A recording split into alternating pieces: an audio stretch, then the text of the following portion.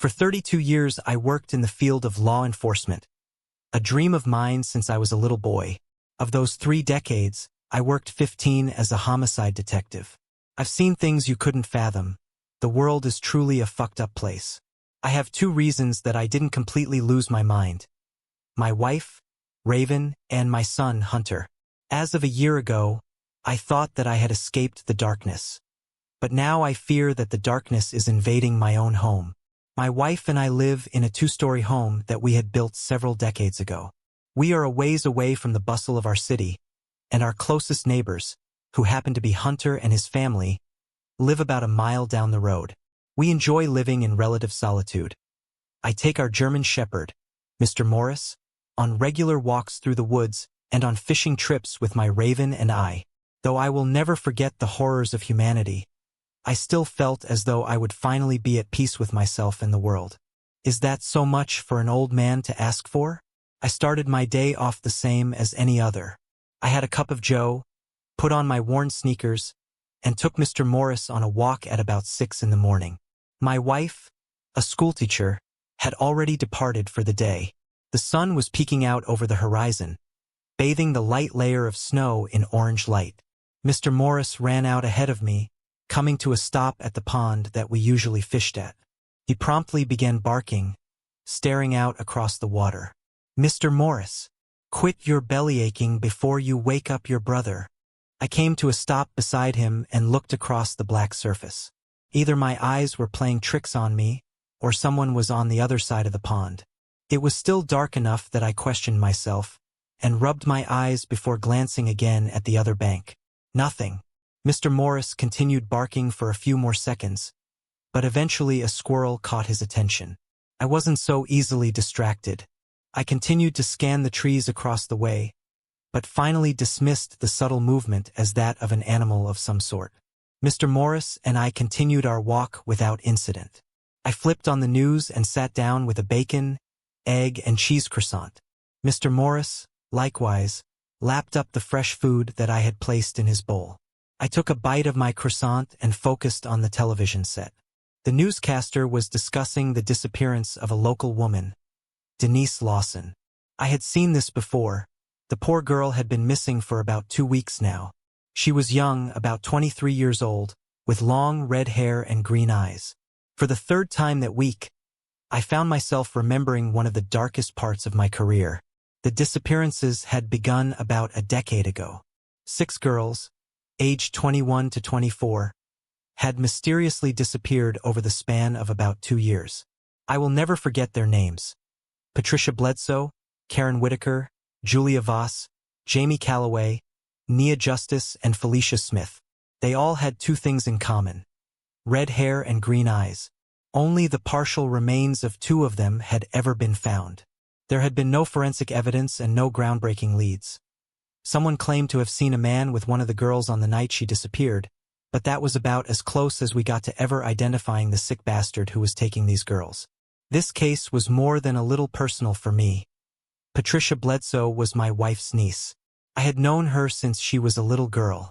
I stared down listlessly at my croissant, having suddenly lost my appetite. I put the plate on the end table and got up, headed to my computer, and tried to keep my mind occupied with some online solitaire. A few hours later, I got the call. It was, to my surprise, one of the officers from the station that I had known for a few years. I hadn't heard much from him since I had retired. "Barry?" "Hey, Detective Vincent. This is Barry." He sounded nervous. "I know, son. And you don't have to call me detective anymore. Just Dario. How you doing, buddy?" Barry hesitated. I'm good, Detect Dario. "Sir, it's about your wife." I could feel my insides twisting up, like they had when I had first heard about Patricia's disappearance. "Where's my wife, Barry?" "Sir, we've brought her in for questioning. She's a suspect in the disappearance of Denise Lawson and Tatiana Graves." I got to the station as fast as I could. When I arrived, I confronted the captain, a man I had known and collaborated with for many years. Eric Lloyd. "Eric, what the hell are you getting at? Bringing my wife here to be hounded for something we both know full and well she didn't fucking do." 3 other officers stepped forward, but Eric subtly waved them off. He was a tall and tired man with a clean-shaven face. He looked me in the eyes before responding. "Look, Dario, you know I have the utmost respect for both you and Raven. You were at my wedding for Christ's sakes. But I have to do my job regardless. Surely you understand that." I was fuming. What could possibly make you think that Raven was involved in any of these incidents? If I had a criminal living under my roof, don't you think I would know? There was a glint in Eric's eyes, and I already knew what he was going to say. "I don't know, detective. Your son was committing arson while he was still in your house. If I remember correctly. How dare you bring that up?" Eric sighed. "Look, just wait a few and your wife will be right out. Okay? But heed my warning. Don't interfere with our investigation. With all due respect, you're not with the force anymore, sir." I paced back and forth for almost 10 more minutes, cursing indiscriminately. When Raven finally walked up to me, I didn't even notice her. "Honey, Raven, are you okay?" I took her in my arms and then stood back, examining her closely. She looked great for a woman of 54, her blonde hair falling past her shoulders, her heart-shaped face as full of life as it had been when I first met her all those years ago. "Yeah, old man, I'm fine. Let's go home. I want to see Gabriel." I could feel the eyes of the other officers on me as I guided my wife out of the station. We decided that she could pick her car up from the school when I dropped her off the next day. Then, of course, the conversation immediately turned to why she had been brought to the station in the first place. Eric picked me up because, well, it hurts to say this, but apparently I was one of the last people seen with Tatiana Graves before she went missing. "Who is she? You've never told me about any friends with that name." Raven sighed and looked out of the passenger window. "Tatiana was a former student of mine. She graduated a few years ago, but when I had drinks with Miriam a few nights ago, we happened to run into her. We had a good old time. Nothing seemed to be bothering her. Eric's always been trigger-happy," I muttered through gritted teeth. "When I see him in town again, I'll be sure to give him a piece of my dash." "No, Dario, it's fine. Eric was just doing his job. He and the other officers were very polite during the interview. They don't mean us any harm." I was still aggravated about the whole situation, but I was happy to see that my wife was okay. I pulled up to our son's house and we were greeted at the door by his wife Ellie and their 3-year-old, Gabriel. Hunter was still at work, but Ellie kept us entertained. After about an hour or so, though, I wanted to go and check on Mr. Morris. Ellie volunteered to drop Raven off after Hunter got back from work, so I went back to the house alone. Mr. Morris was waiting for me in the yard. I scratched him behind his ears and we both went inside. Curious and with time to kill, I set my eyes on the computer again. Sure, I was retired, but I still felt a sort of personal obligation to figure this out. I had sworn to myself long ago that I would be the one to catch this son of a bitch. I searched Tatiana Graves' name.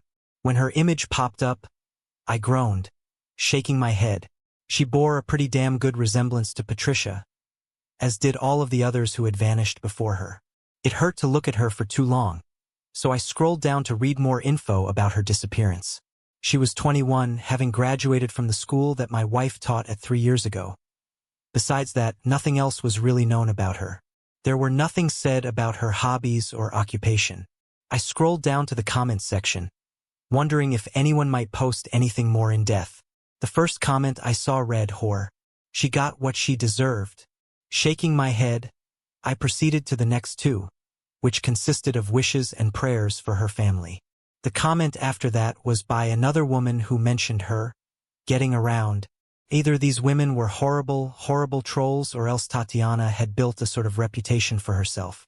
I was done with this shit regardless. It was time for a walk. The air was as frigid as I wanted to be towards Eric the next time I saw his sorry ass. I trudged along behind Mr. Morris, who stopped to piss on every tree before we came to the pond again. I remembered the strange movement that I had seen earlier that day and decided to investigate. I made my way to the other side of the pond, which was, quite honestly, a rarity. I intended to look for footprints, but the light snow had already melted. Still, I investigated the area and came to a quick conclusion. Someone had most definitely been here. A piece of black plastic, as though from a trash bag, had caught onto a hanging branch. It hadn't faded in the sun, nor was it dirty from prolonged exposure. I reached up and fingered it curiously, then looked around. Mr. Morris was lying on the ground, chewing on something. "Hey, spit it out, you scoundrel." Mr. Morris looked up at me guiltily. I could see something gold glinting in his mouth. I knelt down and pulled it out, staring at it in disbelief. It was a bracelet. What the? I had never seen it before. Raven definitely didn't own one like it. I investigated the area further, but found nothing else out of the ordinary. I decided to head further out into the property.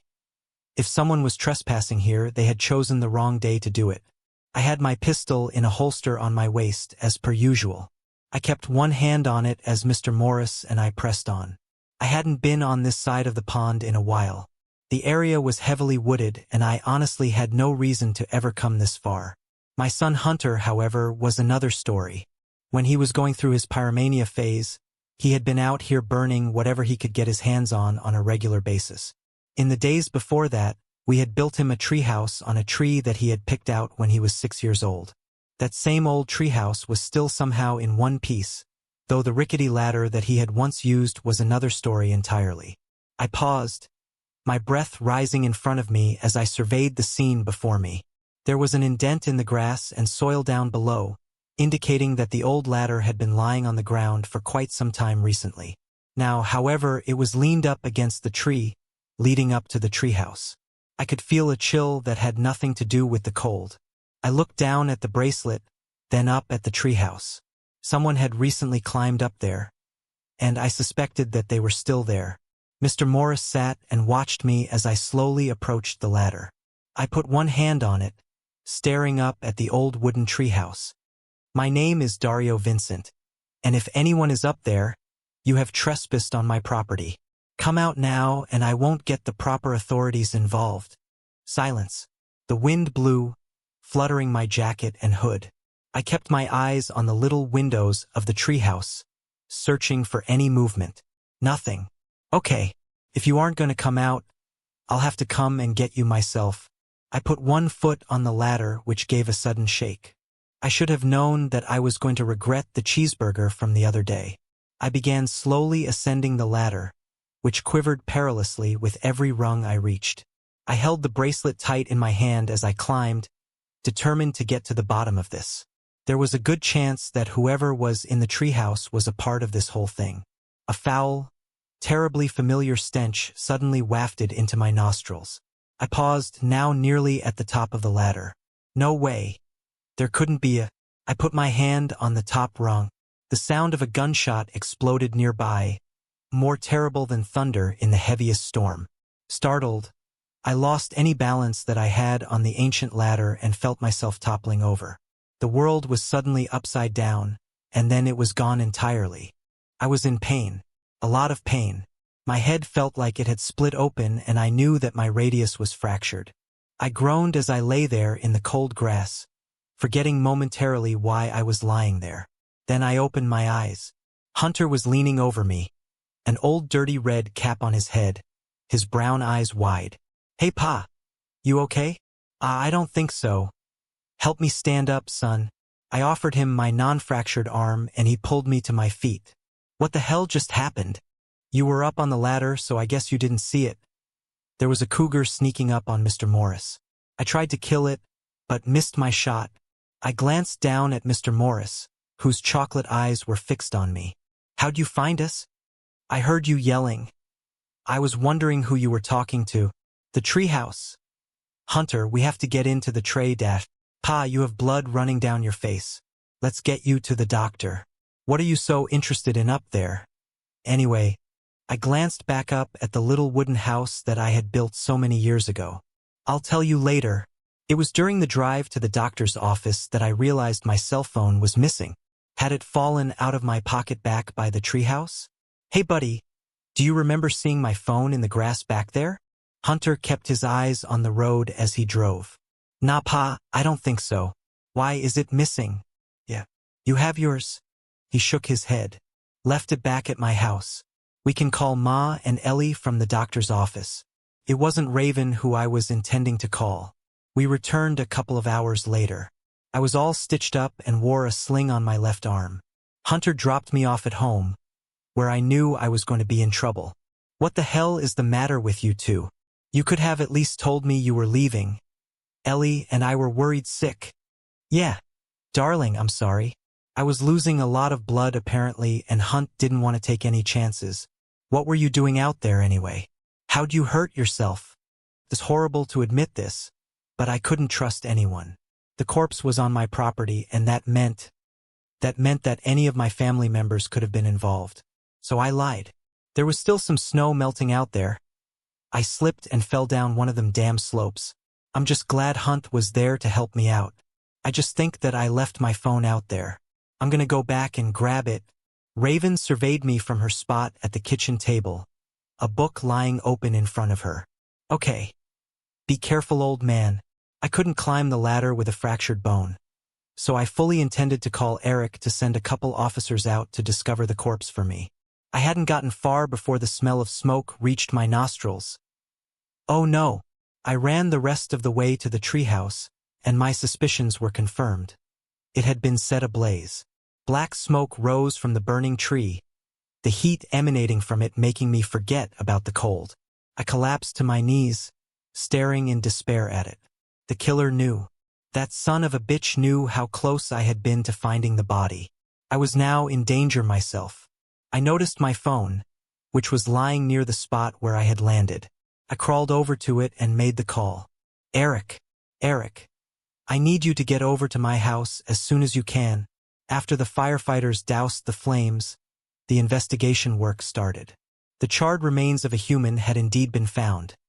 Eric told me that he would do some more investigating on our property, but also that I needed to be careful. I remember his eyes flicking over at Raven during most of our conversation. Raven was completely distressed. She insisted that we sleep over at Hunter's, wanting the family to all be together. I sent her on her way, promising to meet her there. I told her that I wanted to speak with Eric more. In reality, however, I wanted to do some investigating of my own. I went through Raven's drawer, closet, and every other area of the house that I could. It wasn't until I dropped an old photo album of hers that I noticed something odd. The album had flipped open, and I could see a photo that we had taken together as a family. Hunter, still a teenager, was already taller than the rest of us. Raven stood next to her sister, Amber, the two of them grinning. Amber's daughter, my precious Patricia, was standing in between Amber and I, her arm around my shoulder. But I could no longer see her face. Someone had used a cutting device of some sort to crudely scratch it up, rendering her unidentifiable. I flipped to the next page and found that the same had been done on another picture of Patricia. Every single photo of her had been vandalized. What the fuck? I closed the album and put it back where I had found it. This was going to raise my blood pressure. I didn't want to believe that my family was really a part of this, but at this point, it was obvious that something was off. I went to check Hunter's old room, and, upon inspecting his closet, I cried out and fell on my ass, pushing myself backwards. Mr. Morris dashed into the room to check on me, but my eyes were on the old mason jar that I had just discovered. It was full of human teeth. I heard the creak of the back door in the other room. Oh no. I leapt up, slammed the closet door, and tried to hurry out of the room. In my haste I tripped and fell, and the pain in my arm flared up. I could hear the slow footsteps of someone approaching down the hall. I reached down and pulled my gun from the holster. "Pa, what are you doing?" Hunter had appeared in the doorway. He stared in confusion from me, to the gun in my hand, to Mr. Morris, and finally to the closet. "Oh, hey, bud." Mr. Morris nudged his way in here, and I came to grab him. It's kind of dusty, so I lost my footing and my gun fell out. I was just picking it up. "Okay, come on, we're all waiting for you." It's safe to say that I didn't get much sleep that night. What little sleep did come to me only resulted in nightmares. I would hear the creaking of the door, the agonized wailing of women being tormented, and her sweet voice as she moaned my name. "Dario, Dario." Raven was already off to work when I woke the next morning. I took Mr. Morris on a walk and returned to my house. I should have called Eric about the teeth, I know, but I've already said it before. This case is personal, and I had a promise to keep for myself. I knew that the investigation of the property would soon extend to my own home, so I had to work quickly. I made my way back to Hunter's old room and quickly inspected the closet. I felt my soul drop out of my body. The teeth were gone. I went back to the place where the photo album had been stashed and discovered that it, too, was gone. One thing, however, had been left behind. Whoever had been in the house must have been in a hurry and forgotten it lying on the bed. A little black book that looked to be a diary. I picked it up and thumbed through it. This had most definitely belonged to Hunter when he was growing up. He had drawn pictures, wrote stories, and just discussed little things like his old man teaching him how to shoot or swimming in the lake with his cousin Patricia. Then I got to the last page. Scribbled on it, in red marker, was one word. Sugar pie. I took advantage of my time alone and whipped out the old map that focused on the locations that each of the girls had last been seen in. Karen Whitaker had told her roommate that she was going to work, which happened to be a strip club down the street from where they lived. Karen had been known to walk to work, it was so close. Her abductor could have easily learned the typical path she took to get to work. Julia Voss had been on a date with her boyfriend the night she went missing. We had interrogated him pretty harshly, but it was evident that the guy wasn't to blame. Julia, too, had been out alone late at night, possibly doing some last-minute shopping before being offered a ride by the abductor. Jamie Calloway had actually vanished in broad daylight, having last been seen at her community college. Nia Justice, whose mandible had been found in a field later on, had been taken after a friend's birthday party. Felicia Smith had gotten into an argument with a friend at a bonfire and stormed off drunk, never to be seen again. Sweet Patricia, my sugar pie, had last been seen by, well, according to the investigation, her mother Amber, who she had visited on that fateful evening. That brought me to the two new girls. The abductor had taken Denise Lawson as, again, she walked home from work. And I didn't know all the details about Tatiana Graves yet, but apparently she had had drinks with my wife on the night that she disappeared. I studied the map intently and, with my family in mind, made a discovery that had flown right over my head before. The strip club, restaurant, community college, apartment the party had taken place at, site of the bonfire, and the bar had each been within 5 miles of the school that Raven taught at. 3 of the 8 girls had graduated from that same school. At least 2 of them had unsavory reputations. Karen, the stripper, and Tatiana, who had apparently been getting around.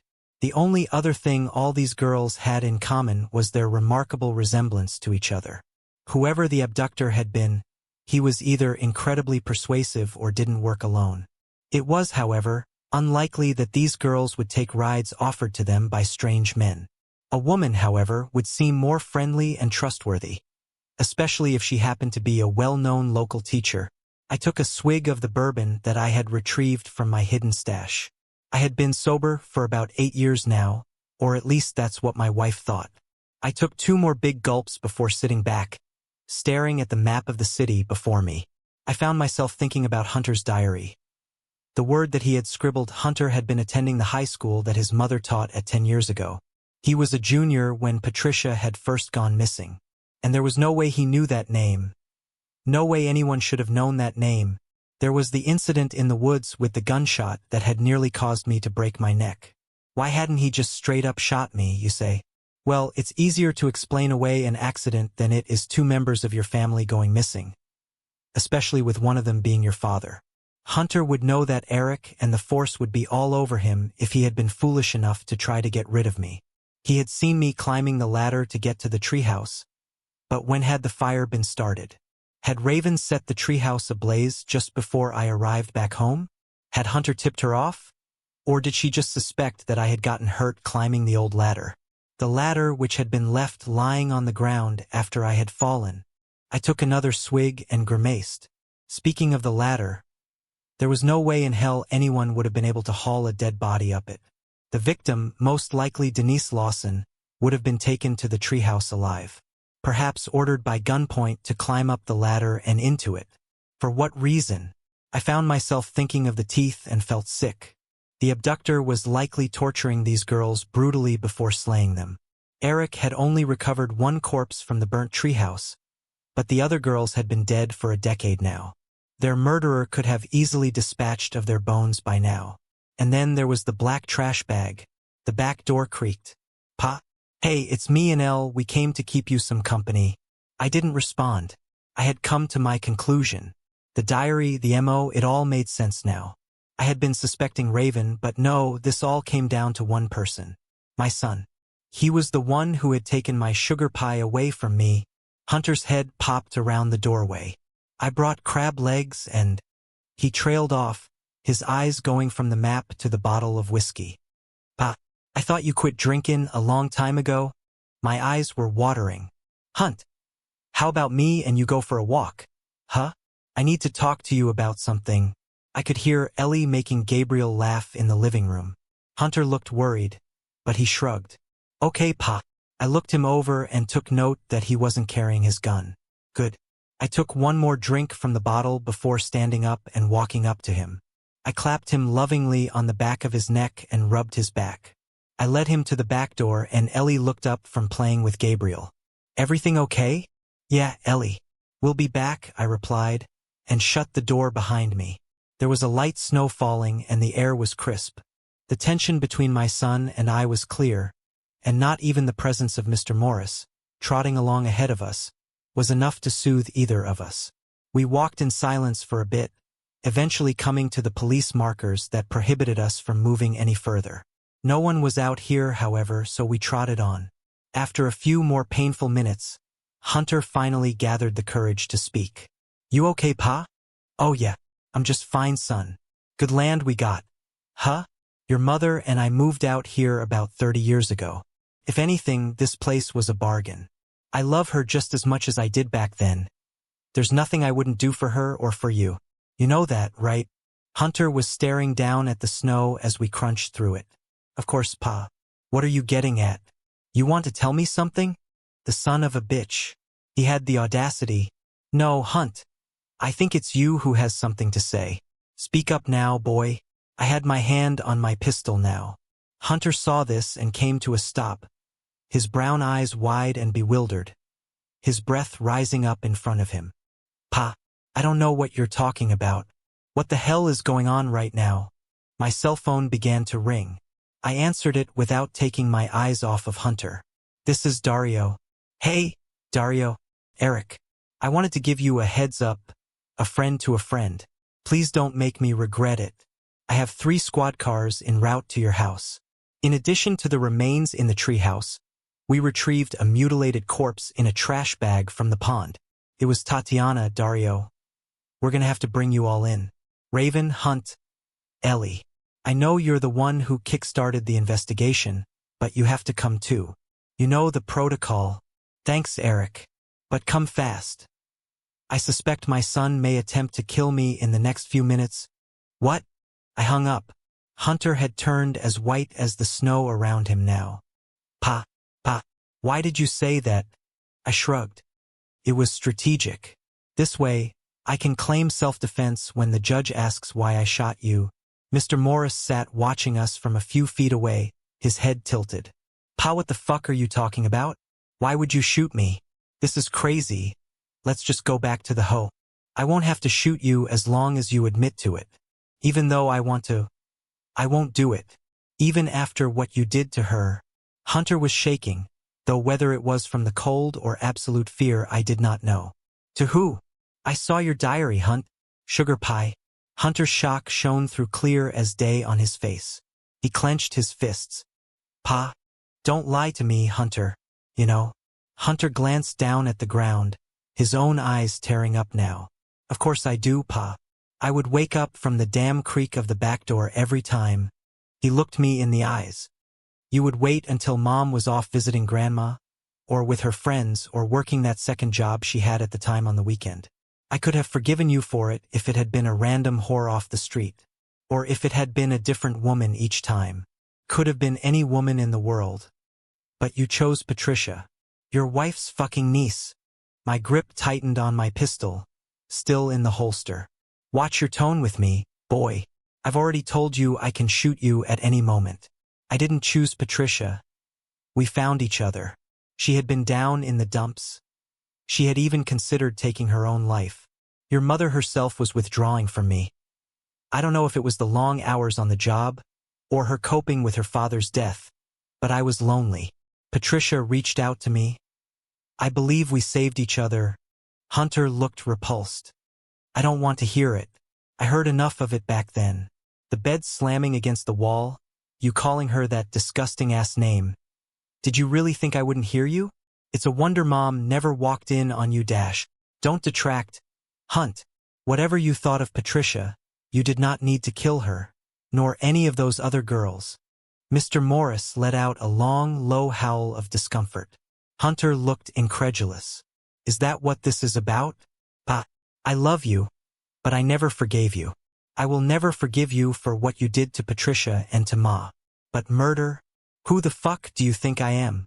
I whipped my gun out of the holster. Don't lie to me. The teeth. The diary. What teeth? And despite what I saw, I never wrote about you and her. Hearing it was bad enough, why would I put it into words? I heard Raven's voice far off in the distance. Dario? Dario, what are you doing? Her yelling made me momentarily spin around. That gave Hunter enough time to charge me. He tackled me and we both went down to the ground. He was bigger and stronger than me, and I was fighting with one arm, but I was possessed with a fury greater than any in hell. My own son had been the one who had taken her life, and the lives of the other girls, simply because they resembled her, and all while living under my roof. He was truly a psychopath. My burning desire for justice kept my grip tight on the Glock, but Hunter was persistent. Mr. Morris was going crazy, as was my wife, who was running over towards us. Then the gun went off. Hunter was still on top of me. His eyes widened, as did mine. I could feel a heavy, warm wetness down around my midsection. Hunter stared at me in shock, then muttered, "Puh." He toppled over off of me as his mother screamed. I pushed myself up, looking at the gunshot wound in my son's gut. Despite everything, the sight of my baby boy bleeding out rendered me speechless. I looked at my gun in absolute disgust and hurled it across the way. I then pushed my hand down on the wound, applying pressure. Hunter. Son, I'm so sorry. Raven finally made it over to us and fell to her knees beside our boy as well. Hunter was bleeding from his mouth now too. He looked up at us, gave a shudder, and then he was gone. Mr. Morris continued barking, and Raven and I remained there with our son until Barry and the other officers arrived. Next came a long interviewing process. I told Eric that Hunter had began watching me after I discovered the first corpse in the treehouse. I told him about the teeth, the diary, and the photo album. When asked why he may have wanted to kill his own cousin 10 years previously, I must admit, I am a coward and I didn't own up to my own sins. I didn't tell him that I had had an affair with Patricia. My wife had just lost her son. Why would I lay that heavy burden on her now? I instead told Eric that Hunter may have been jealous of the attention that I showered on his cousin, making him ride the bus to school while I hadn't hesitated in helping her buy a car, and so forth. Eric expressed his sorrows for the devastating loss that my family had just suffered, our second in 10 years. When Raven, Ellie, and I left the station, we were all numb. Raven offered to spend the night at a hotel with Ellie, who wasn't ready to go back to the house. Gabriel had been left to spend the night with Ellie's mother. I didn't want to leave Mr. Morris alone, so I told them I would be going back to the house, to sit and prepare for the ramifications of the day's events. Ellie went up to the hotel room, but Raven stayed with me at the truck. Dario, I don't know what to say. I don't blame you. If what you say is true, then Hunter. Oh, I wish he was still here, but you had to defend yourself. Don't talk about it, and I know it'll be hard, but try not to think about it either. We'll be okay. It's going to be rough for the next few months, but we'll make it. Don't love our son any less than you did before. Nobody is perfect. Raven met my eyes and gave me a sad smile. I love you. I love you. We kissed and she stepped back, looking down at the ground. The snow drifted softly around her. All right, drive carefully.